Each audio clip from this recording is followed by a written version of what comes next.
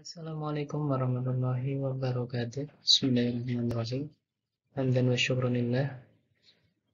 Bismillahirrahmanirrahim. Pada kesempatan hari ini, saya akan melanjutkan tentang bedah kisi-kisi pretest PPG Pendidikan Agama Islam yang akan berlangsung kurang lebih tanggal 12 Mei ya, 10 hari setelah sampai 22 Mei pada surat edarannya. Dan untuk yang selanjutnya, kemarin kita sudah menjelaskan tentang kisi-kisi dari dan materi dari nomor 1 sampai nomor 8, dari bab zakat sampai dengan bab nikah. Kita akan melanjutkan pada bagian kisi-kisi yang selanjutnya yang masih mengacu pada kisi-kisi yang dikeluarkan oleh pihak yang akan menyelenggarakan tes pretest pada tahun ini. Pada bagian kedua, pada kisi-kisi, kita akan disajikan tentang bank ya. Jadi bank itu sebetulnya ada dua, ada bank konvensional dan juga ada bank syariah. Pada konsep Islam tentang masalah perbankan ini sebetulnya ciri-ciri khususnya itu adalah bahwasannya bank Islam ataupun syariah dalam sistem bank ini lebih mengedepankan bagi hasil dalam usaha, sehingga dalam bagi hasil ini nanti untung profitnya ini tidak menentukan, tergantung nanti pengolahan dari hasil yang dikeluarkan pada usaha tersebut seberapa. Nah, makanya pada bank syariah ini biasanya hutang sekian, silakan untuk dijadikan sebagai modal. Dan kemudian dari hasil modal tersebut, jika berhasil mengeluarkan profit ataupun keuntungan, maka akan dibagi dengan pembagian secara kesepakatan bersama, tidak harus setengah-setengah ataupun gimana, sesuai dengan kesepakatan.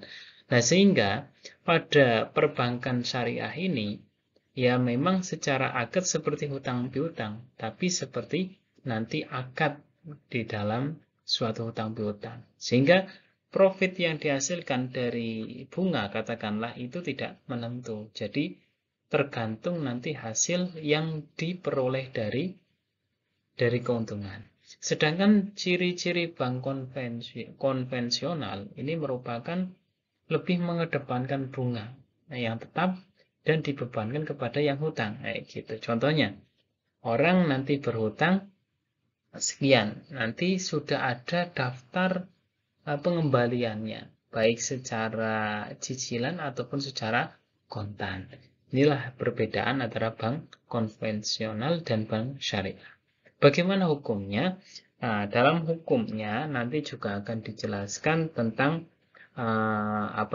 pada materi yang selanjutnya, yaitu tentang ciri-ciri riba.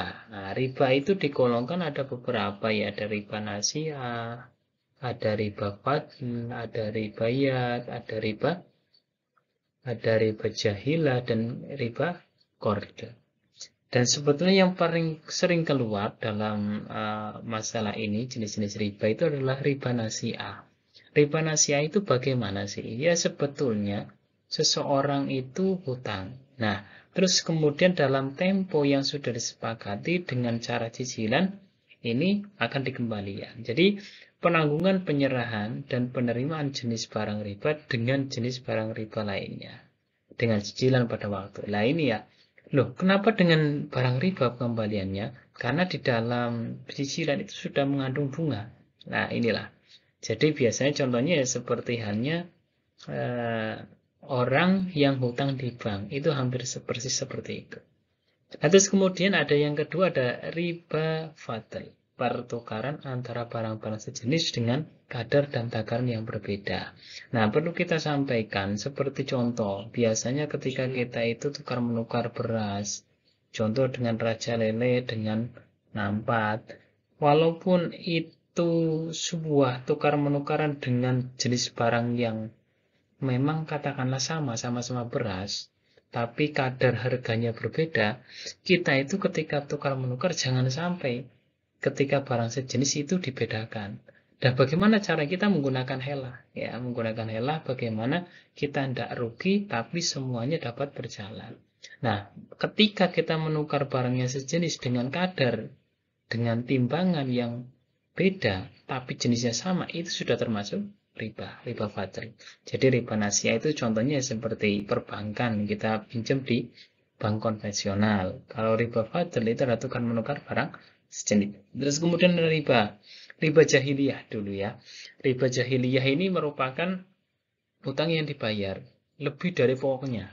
Karena si peminjam itu tidak mampu bayar utang pada waktu yang ditetapkan. Nah, inilah riba yang memang sangat memberatkan dan sering terjadi pada kalangan rentenir. Nah, contoh ada orang yang memang pinjam, kemudian disyaratkan pada sebulan kemudian harus mengembalikan. Dengan ketika tidak, maka wajib membayar dengan bunga tertentu. Ini adalah riba jahiliyah. Nah, terus kemudian yang keempat ada riba qard, yaitu suatu manfaat atau tingkat kelebihan tertentu yang disyaratkan terhadap yang berutang. Ya silakan kamu hutang tapi harus bayarnya sekian. Jadi langsung. Kalau jahiliyah itu ada temponya. Terus kemudian ribayat ini sebetulnya saya itu agak sedikit berbeda, sedikit banyak referensi yang berbeda. Tapi yang saya ambil bahwasanya ribayat itu hampir mirip seperti kita tukar jual, membeli suatu barang kredit dengan barang kontan dengan di dalam akad memberikan suatu harga yang berbeda. Itulah jenis-jenis riba, ya. Terus kemudian pada yang ke-11 itu adalah hukum bunga. Nah, hukum bunga ini sebetulnya secara ulama kontemporer ya ini berbeda pendapat tentang hukum bank riba. Memang ada yang menghalalkan, ada yang mengharamkan.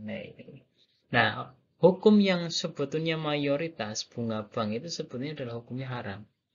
Karena termasuk riba. Wa halallahu bai'a wa harrama riba, ya.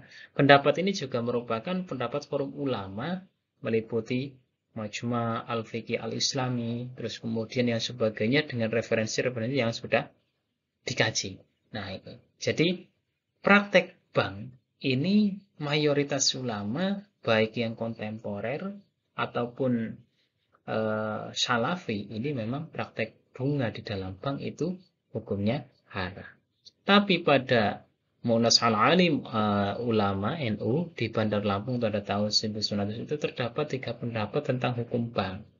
Nah, inilah pendapat pertama memang ya secara yang namanya riba ya secara mutlak hukumnya adalah haram. Yang kedua adalah pendapat yang tidak mempersamakan bunga bank dengan riba, sehingga ketika tidak menyamakan maka hukumnya adalah boleh.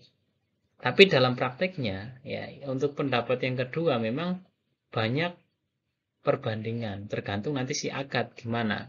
Yang ketiga itu adalah pendapat yang mengatakan bunga bank hukumnya itu subhat, ya, tidak haram dan tidak halal kayak gitu ya. Meski begitu ya, memandang perlu untuk mencari jalan keluar menentukan sistem perbankan yang sesuai dengan hukum Islam. Sebetulnya di dalam kita itu jual hutang, sebetulnya kita itu perbaiki di dalam akad. Bagaimana cara kita itu hutang dengan akad yang benar, tapi tidak merugikan pada yang dihutangi. Ya kita itu perbaiki di dalam akad. Ya dalam hukum perbankan di sini adalah memang secara menyeluruh hampir mayoritas hukum di dalam perbankan itu adalah haram. Nah kita lanjutkan pada yang kisi-kisi yang selanjutnya. Hukum fee. Fee itu adalah suatu komisi ya, komisi yang diberikan kepada suatu pihak dengan alasan tertentu. Jadi hukum fee itu ya beragam juga, tergantung kondisinya. Jadi statusnya sebagai komisi makelar ataupun upah kerja. Kalau status komisi semacam ini ya jasa mencari pelanggan, maka itu ya tidak dipermasalahkan. Contoh ada suatu karyawan di situ mencari bagaimana memajukan suatu perusahaan ini. Nah, si bos itu sudah tahu kinerjanya sehingga diberikan tambahan ataupun hukum fee. Ini tidak masalah kalau hukum fee semacam ini. Tapi komisi atau fee adalah haram karena ia diberikan dengan tujuan mempengaruhi keputusan pembuatan kebijakan baik itu hakim, direktur ataupun kepala proyek. Nah, fee menjadi haram ketika fee itu diberikan dengan tujuan untuk menyogok. Ya, contoh, ketika ada dalam kasus perdakwaan ataupun dalam kasus persidangan, si terdakwa itu tahu si hakim akan menyidang dia, terus kemudian mendatangi rumahnya dan dia itu mengatakan bahwasanya saya akan siap memberikan kamu imbalan ataupun upah ataupun fee ketika akan bisa meringankan beban hukuman saya. Maka fee ini ya ketika diterima akan menjadi haram. Jadi konteks fee itu halal dan haramnya itu tergantung permasalahannya. Dalam konteks nomor 12 nanti memang diberikan narasi konseptual tentang fee dari para ahli ulama. Mahasiswa itu dapat menyimpulkan status hukum pemberian penerimaan fee dalam Islam. Nah inilah konteks pemberian fee itu tergantung si pelakunya, tujuannya apa, ketika menyogok memang haram, ketika menyuap itu haram, tapi kalau pemberian jasa maka itu boleh. Nah, terus kemudian nomor 13, konsep pemerintahan di dalam Islam. Ya, kita konsep pemerintahan di dalam negara kita itu berbeda ya. Negara kita itu ya demokrasi dengan sistem presiden, dengan nanti dipilih oleh rakyat. Tapi Islam sendiri telah melalui mengenal sistem pemerintahan pada sejak kenabian. Nah, ini. Nabi itu mengikuti dengan sistem teokrasi ataupun pemerintahan Tuhan yang dilaksanakan oleh Nabi. Dan terus kemudian setelah era kenabian Nabi Muhammad sudah selesai, dilanjutkan oleh Khulafaur Rasyidin ataupun sahabat Nabi. Nah ini adalah teodemokrasi ataupun nilai-nilai ketuhanan yang ada pada sahabat. Dan di dalam sistem pemerintahan ini ada salah satu majelis syuriat, yaitu majelis yang memang membaiat, mengangkat, menurunkan tahta kepemimpinan di sana. Nah ini terus kemudian ada ahlul wali. Ini hampir mempunyai kedudukan seperti DPR dan MPR yang mempunyai kedudukan yang tertinggi di kekuasaan tertinggi. Ya. Dan tapi juga sama-sama majelis syuriah, terus kemudian ahlul wali itu memang ditunjuk oleh perwakilan rakyat untuk mengeluarkan aspirasi rakyat. Nah, terus kemudian dilanjutkan oleh dinasti ya, dinasti Umayyah, dinasti Abbasiyah. Ini masih menggunakan sistem monarki ataupun kerajaan. Jadi kerajaan itu ya memang, tapi dinasti itu mempunyai memang sudah urut sampai sekarang. Nah, ini jadi sistem di Arab sekarang ya masih monarki. Abbasiyah juga sama monarki, Turki Utsmani juga sama tentang monarki. Itulah sistem pemerintahan di dalam Islam dari mulai Nabi, Khulafaur Rasyidin, terus kemudian para sahabat ya, terus kemudian dinasti Umayyah, Abbasiyah, terus kemudian Utsmani.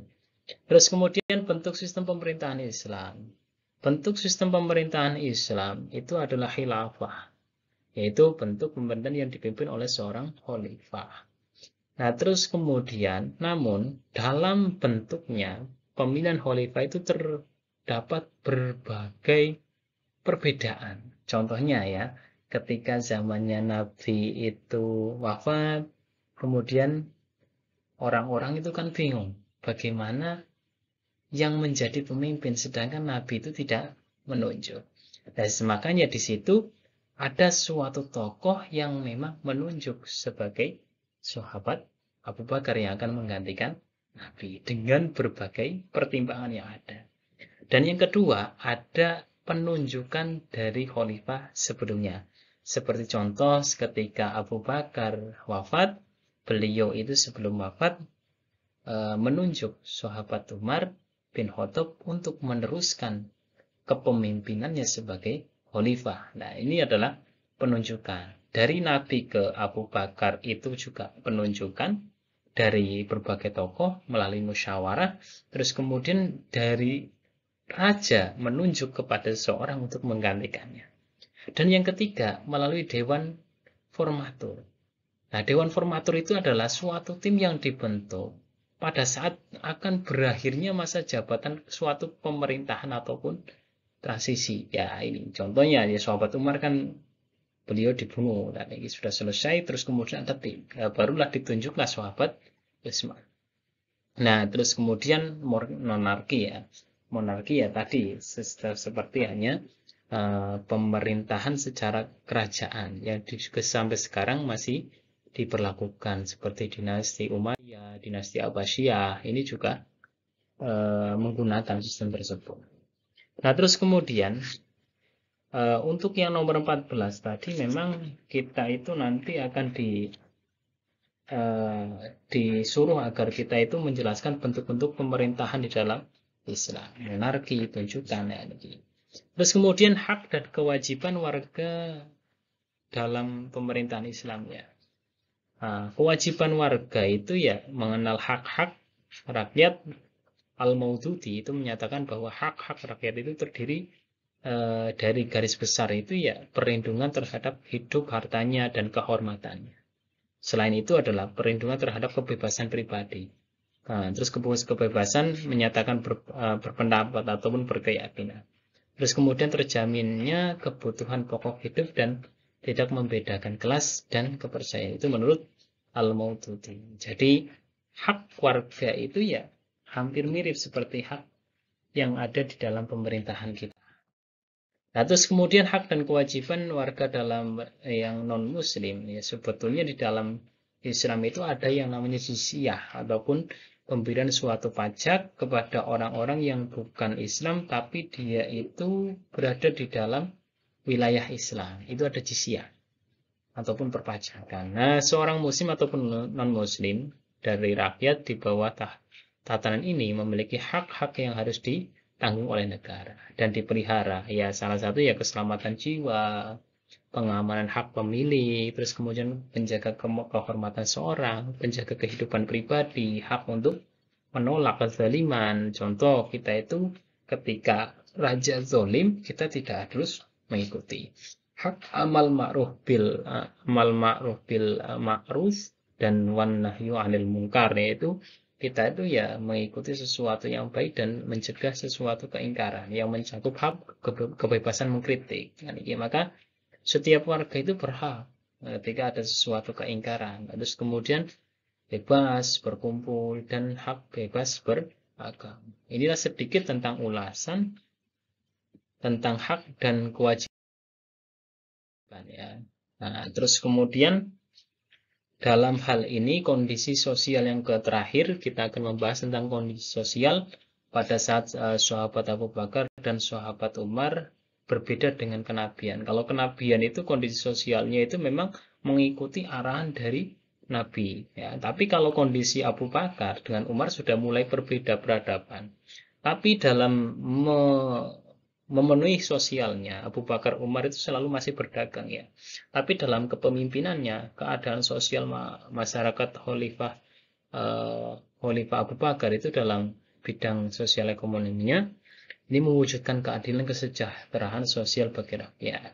Nah, untuk menyejahterakan dalam segi sosial bagi rakyat, Umar itu memperlakukan dalam sistem pengolahan zakat, infak, sedekah yang berdasarkan dari kaum muslim, ini dari honima, dari harta rampasan, terus kemudian jizyah, dari perpajakan dari warga non muslim, itu sebagai sumber pendapatan yang diolah oleh Baitul Mal dan dijadikan sebagai dana untuk menyejahterakan kesosialan di kala itu. Nah, penghasilan yang diperoleh dari sumber berpendapat negara itu dibagikan. Nah, ini seperti ada pertahanan, terus orang yang dalam kenegaraan pegawai, ya ini adalah kondisi sahabat Abu Bakar. Berbeda dengan sahabat Umar justru malah lebih kondisi sosial itu lebih memanfaatkan sumber daya manusianya,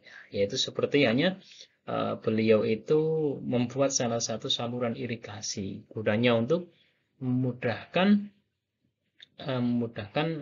para orang untuk bertani dan kemudian dia itu dapat menghasilkan sesuatu yang bermanfaat baginya. Terus kemudian memberikan salah satu orang-orang yang memang sudah cacat dalam segi lemah fisik, terus memberikan tunjangan dari dana Baitul Mal. Mendirikan sekolah, masjid banyak didirikan di seluruh penjuru kota, provinsi, dan inilah salah satu beberapa kondisi yang kepada masyarakat pada kala sahabat Abu Bakar dan sahabat Umar.